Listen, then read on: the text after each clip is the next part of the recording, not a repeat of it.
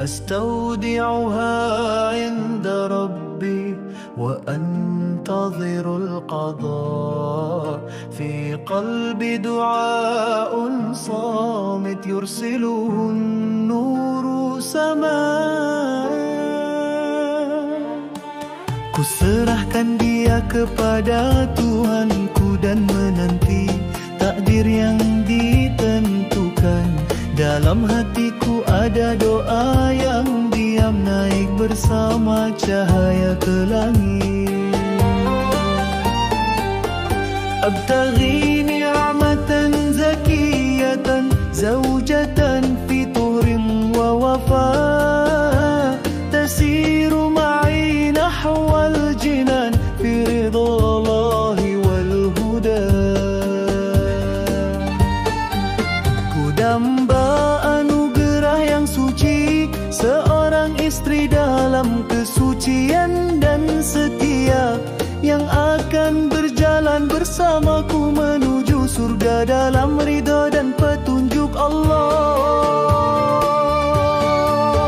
La arju jamalan faniyan bal qalban yurdil ilah.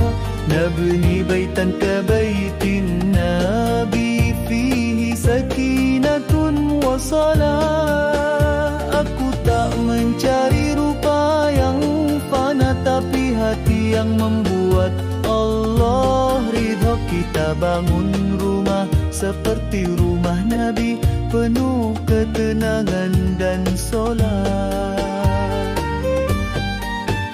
Nurabbi fihi nabdal hubbi wa nuzru sabran wa raja, wa namdi fi tariqin nur la yutfi'u syai'un abadan.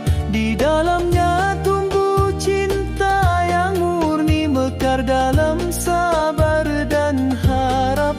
Dan kami melangkah di jalan cahaya yang tak akan padam selamanya. In kanat hiya nasibi fasata'ti fi wa'atiha, wa sayajma'una al-Qur'an wa yubarikuna rabbuna. In kanat hiya nasibi fasata'ti fi wa'atiha, wa sayajma'una al-Qur'an wa yubarikuna rabbuna. Jika dia adalah takdirku, maka dia akan datang di waktunya, dan Al-Quran akan mempersatukan kami, diberkahi oleh Tuhan kami. Fa sabri miftahu rizqi wal du'a'u salahid dunya wal thiqatu billahi tuniru tariqi hatta alqaha. Sabar adalah kunci rezekiku dan doa adalah senjataku di dunia. Kepercayaanku kepada Allah menerangi jalanku sampai aku bertemu dengannya. La arju jamalan faniyan bal qalban yurdil ilah. Nabi di baitan ka baitin nabi fihi sakinatun wa salah. Aku tak mencari rupa yang fana, tapi hati yang membuat Allah ridha. Kita bangun rumah seperti rumah Nabi, penuh ketenangan dan solat.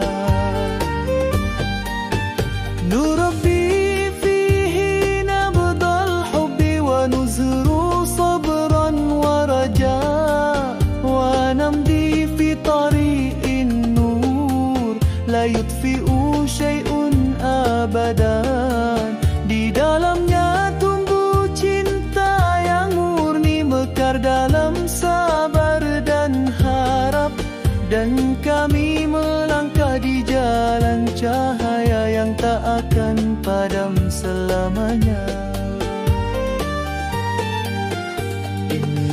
كانت هي نصيبي فستأتي في وقتها وسيجمعنا القرآن ويباركنا ربنا.